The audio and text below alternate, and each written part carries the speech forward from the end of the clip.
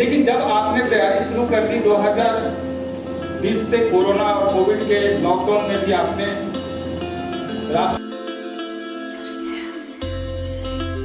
लेकिन जब आपने तैयारी शुरू कर दी 2020 से, कोरोना और कोविड के लॉकडाउन में भी आपने रास्ते तय किए और इसके बाद आपने डिसाइड किया कि नहीं हमें मेडिकल की तैयारी करनी है।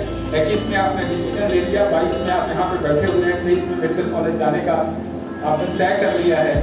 तब आप समझे कि फिर कहाँ मुड़कर देखना है, क्या बात करना है उसके बारे में कि हमारी इच्छा थी क्या नहीं थी। अब आप आ गए हैं तो इसको साबित कीजिए, और साबित करने के लिए बहुत कुछ करने की आवश्यकता नहीं है। आपको लगता होगा मेडिकल टफ है, मुझे भी लगता था जब 1991 में हम तैयारी करते थे, लेकिन जब वहाँ से आगे निकले और पूरे भारतवर्ष का पहला अनूठा प्रयोग हमने किया टेस्ट सीरीज के रूप में, प्रैक्टिस सेंटर के रूप में, जहाँ पे एक साधारण स्टूडेंट्स भी सेल्फ स्टडी के माध्यम से कैसे रिजल्ट तक पहुँचता है।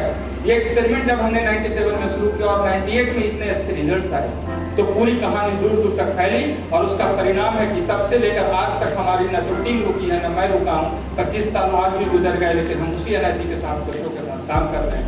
और इस सफर में 15,000 से ज्यादा मेडिकल कॉलेज में गए, जो लिस्टेड है। पता नहीं कितने ऐसे भी थे जिन्होंने हमें बताया भी नहीं, जिन्होंने हमें लिस्ट में नाम नहीं दर्ज कराया, ऐसे भी बहुत सारे बच्चे।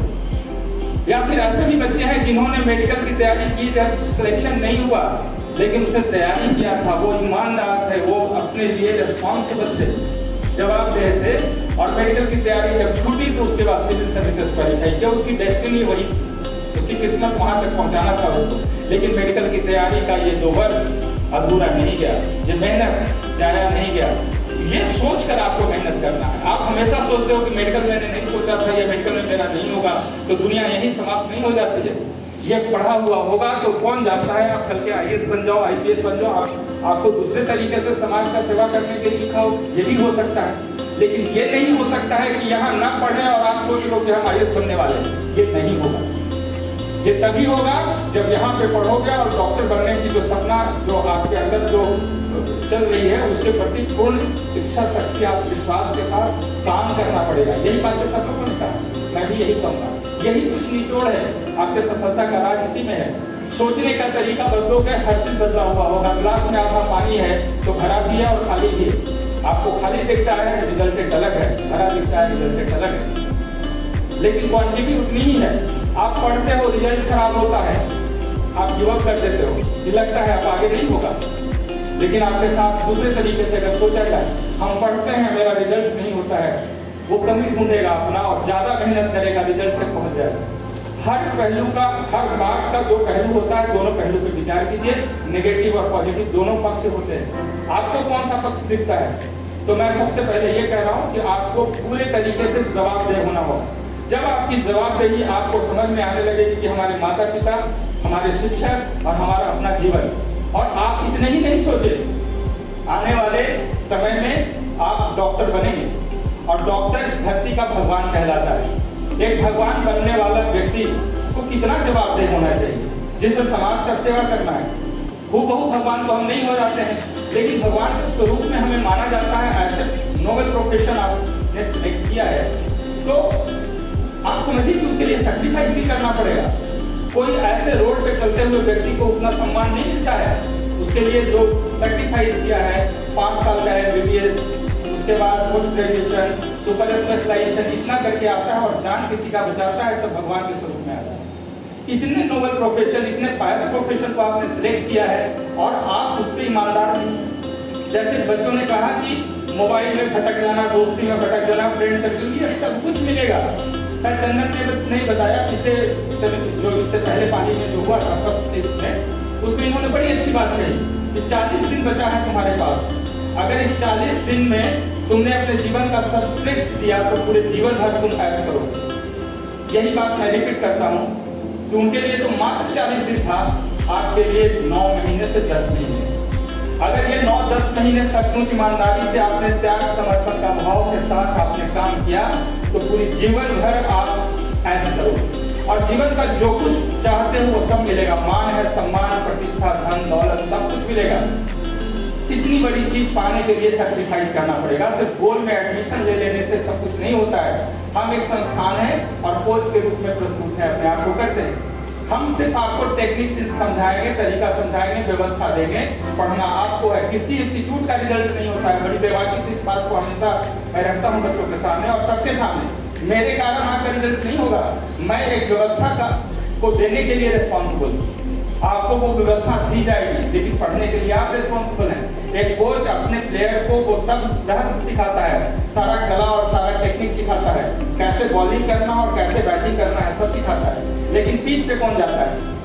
प्लेयर जाता है। और तालियां किसके लिए बजती है? प्लेयर के लिए बजती है, कोच के लिए नहीं बजती है। कोच को बाद में याद किया जाता है। और मैं भी अपने लिए तालियां नहीं बजवाना चाहता हूँ, मैं चाहता हूँ कि हमारे बच्चों के लिए तालियां बजे, इन लोगों के लिए तालियां बजे।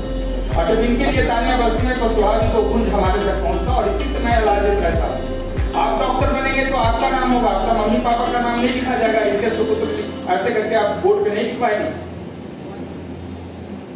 लेकिन वो गूंज वहां तक पहुंचता है, अपने मम्मी पापा तक पहुंचेगा। और सोचिए कि वो चीजें जब उनके साथ पहुंचती है उनको कितनी खुशी मिलती है, जो आप नहीं समझ पा रहे हैं। क्योंकि 25 वर्षों में मैंने आप जैसे बच्चों को देखा है, और एक साधारण, अति साधारण, बहुत निम्न स्तर से निकल कर बच्चे जब डॉक्टर बनते हैं और उनके कारण उनका पूरा घर बदल जाता है। 2 वक्त का रोटी के लिए जिसे सोचना पड़ता है, वो अगर जुनून लेकर आता है और डॉक्टर बनकर दिख रहा है, मुझे अभी भी दिख रहा है। और 1-2 नहीं, सैकड़ों एग्जाम्पल हैं। और मैं सौभाग्यशाली इस बात के लिए हूँ क्योंकि मुझे मौका था कि मैं दिल्ली वाले सेंटर को ज्यादा देखूं। तो बिहार से शुरू हुआ था 97 में, 97 बिहार में थे, 98 बनारस में थे, 99 बोकारो में थे। और इस तरीके से हमने दिल्ली, लखनऊ, इलाहाबाद होते हुए बिहार, झारखंड, छत्तीसगढ़ के कई सेंटर 2000-2001 तक हम लोगों ने स्टेट किया था। पैटर्न चेंज हुआ 2009 में, हमारे सामने एक यक्ष प्रश्न आया कि क्या करना है लास्टली, हम दिल्ली के सेंटर में सिलेक्ट कर वहीं हो जाए या फिर वापस बिहार आए। हमने बिहार आना स्वीकार किया। वजह क्या था? यहाँ से जो इमोशनल कनेक्ट करता है सब कुछ, जिस धरती ने मुझे मान, सम्मान, पहचान, शोहरत सब कुछ दिया, इसे छोड़ना इतना आसान नहीं था हमारे लिए। शायद हम दिल्ली रहते, वहाँ पे जितनी मेहनत की और अच्छे से करते, इतना इन्वेस्टमेंट वहाँ करते, तो हमारी पोजीशनिंग और अच्छा हो सकता था, हम नेशनल ब्रांड हो सकते थे आपके नजर में। लेकिन मैं मानता हूँ कि मैं बहुत बड़ा ब्रांड हूँ यहाँ पे, कि बिहार में वैसे बच्चे जिसके रिजल्ट के बारे में कभी कोई आकलन नहीं लगा सकता, वो हिंदी मीडियम के बच्चे जो हिंदी मीडियम से पढ़कर आए और कभी एनसीईआरटी देखा नहीं, डिक्शनरी पलटकर उसका मीनिंग समझकर एनसीईआरटी पढ़ना सीखता हो, वो ऐसा बच्चा जो उसके बाद भी ना समझ में आए तो हिंदी मीडियम का एनसीईआरटी, इंग्लिश मीडियम के एनसीईआरटी का लाइन को मिलाकर पढ़ना सीखता हो। कोई सोच नहीं सकता है कि ऐसा बच्चा डॉक्टर बन सकता है, मेडिकल कॉलेज में जा सकता है। और ऐसा बच्चा जब बिहार का टॉपर बनता है तो स्वाभिमान में कहते हैं कि गोल ने वो चीज किया जिसके लिए हमारी टीम लगातार मेहनत किया और हमने एक नया एग्जाम्पल सेट किया। और ये हमारी टीम ने और हमारी टीम के साथ साथ बिहार के छात्रों ने किया। ये जुनून, ये इच्छा शक्ति, ये विश्वास, समर्पण, त्याग, ये किसके पास था? ये आपके पास था। मैंने दिल्ली, लखनऊ, हर जगह के बच्चों को देखा। मुझे थोड़ा पूर्वांचल में, बनारस में मिल गए इनके जैसे चंदन जैसे बच्चे। आज भी मैं कह रहा था कि जब यहाँ पे आता हूँ तो बच्चों को सुनना चाहता हूँ। मैं सीखा हूँ आप ही लोग जैसे बच्चे, और सिखाया भी आप ही लोग। तो सब जगह मैंने देख लिया, हर लेवल पे मैंने जांच लिया, लेकिन इतना रिस्पेक्ट अपने टीचर के प्रति, अपने समाज के प्रति जो बिहार में मिलता है वो मुझे दिल्ली में नहीं मिला। दिल्ली में बहुत प्रोफेशनल है लोग, आपको सुनना ही पड़ा होगा इसी बात को। आए, क्लास किए, क्या हुआ नहीं हुआ, सिलेक्शन हुआ, इट्स ओके, मेरे कारण हुआ, उसके कारण हुआ, वो अलग बात है। सिलेक्शन हुआ, टाटा बाय बाय, पैसा दिया था, काम खत्म। यहाँ सिलेक्शन होता है तो 20 वर्ष के बाद भी अगर कहीं मिलता है, मैं नहीं पहचानता हूँ, चेहरा बदल गया, लेकिन वो आकर के पैर छूते। ये क्या है? ये रिस्पेक्ट बाकी दूसरे जगहों पे नहीं है। मैं इसको बड़े गर्व से महसूस करता हूँ। और शायद ये रिस्पॉन्सिबिलिटी हमने समझा, मैंने जिस रिस्पॉन्सिबिलिटी की बात आपसे किया, मैं भी अपनी जवाबदेही समझ रहा हूँ कि मेरे पास इस बात के लिए सिर्फ नहीं सोच है कि मैं सिर्फ टॉपर प्रोड्यूस करूँ। मेरी सोच है कि यहाँ एक एक बच्चा डॉक्टर बन जाए। बिहार को अभी बहुत डॉक्टर की जरूरत है। 12 करोड़ जनसंख्या में अभी भी जितने डॉक्टर चाहिए वो नहीं है। और बिहार का बच्चा जब डॉक्टर बनता है तो सिर्फ बिहार को सर्विस नहीं देता है, पूरे भारतवर्ष में नॉर्थ से साउथ मोस्ट आप चले जाइए कश्मीर में, जहाँ जाने से लोग डरते हैं, वहाँ कौन जा सकता है? किसकी हिम्मत है? बिहार का हिम्मत। बिहार के बच्चे वहाँ जाते हैं। आप कन्याकुमारी तक चले जाइए, नॉर्थ से लेकर साउथ तक, ईस्ट से लेकर वेस्ट तक, किसी भी खाने और किसी भी एनवायरमेंट जलवायु में वो अडॉप्ट कर सकते हैं और वहाँ पे जाकर वो परफॉर्म कर सकते हैं और नाम ऊंचा कर सकते हैं। और तब बिहारियों के बारे में हमेशा कहा गया है कि ये दूसरे से अलग है। और सिर्फ देश नहीं, विदेशों में भी 2-3-4 साल पहले, कोविड के 2 साल 3 साल पहले, जब मैं यूएस से लौट रहा था, कुछ 20-25 दिन का मेरा वहाँ पे था कुछ सेमिनार और ऐसा कन्वेंशन वगैरह था, वहाँ पे हम लोग जाकर के लौट रहे थे। हमने फेसबुक अपडेट किया रास्ते में, तो बच्चे फिर फ़ोन किए, मैसेज बहुत सारे किए, बहुत बड़ी संख्या में वहाँ पे बच्चे बैठे हुए हैं। उन्होंने कहा सर हमारे पास भी आते हैं। वहाँ पे गए तो कहीं नहीं, क्योंकि मौका हम लोग को नहीं मिला था। हमने देखा कि कितनी बड़ी संख्या है जो वहाँ भी सर्विस दे रहे हैं, और बहुत सारी संख्या ऐसी है जो वहाँ पे 8 साल 5 साल 7 साल काम करने के वापस आ गए। कुछ बिहार में है, कुछ यूपी में है, कुछ दिल्ली में है, कुछ वहाँ है और काम कर रहे हैं। तो आप कहाँ रहते हैं नहीं रहते इससे फर्क नहीं पड़ता, जहाँ भी रहते हैं ईमानदारी से जवाबदेही के साथ काम करें। तो सबसे पहले मैंने जवाबदेही का जिक्र किया, और वो इसलिए कि जिस इंसान को अपनी जवाबदेही समझ में आएगा वो मेरे जैसा सफल इंसान, हमारे टीम के जैसे सफल इंसान बन जाएगा, आपके जैसे, इनके जैसे डॉक्टर बन जाएगा। इसलिए इस जवाबदेही को प्रायोरिटी दीजिए टॉप लेवल पे। और जब जवाबदेह हो जाइएगा, संकुचित विचार जो दिमाग में घूमता है, इधर उधर आता है, उससे आप बाहर हो जाइएगा। और इतना ही शुरुआत करता है आपको आगे बढ़ाने की। दूसरी बात मैंने कहा, ईमानदार हो जाइए।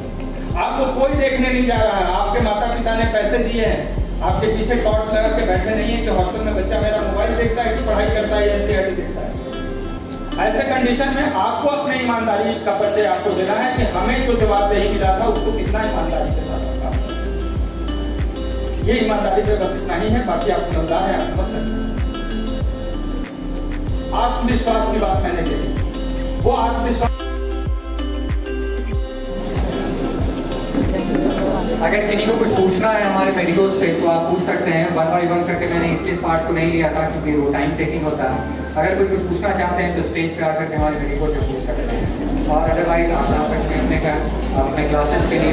9 तारीख के क्लास के लिए ऑल द बेस्ट।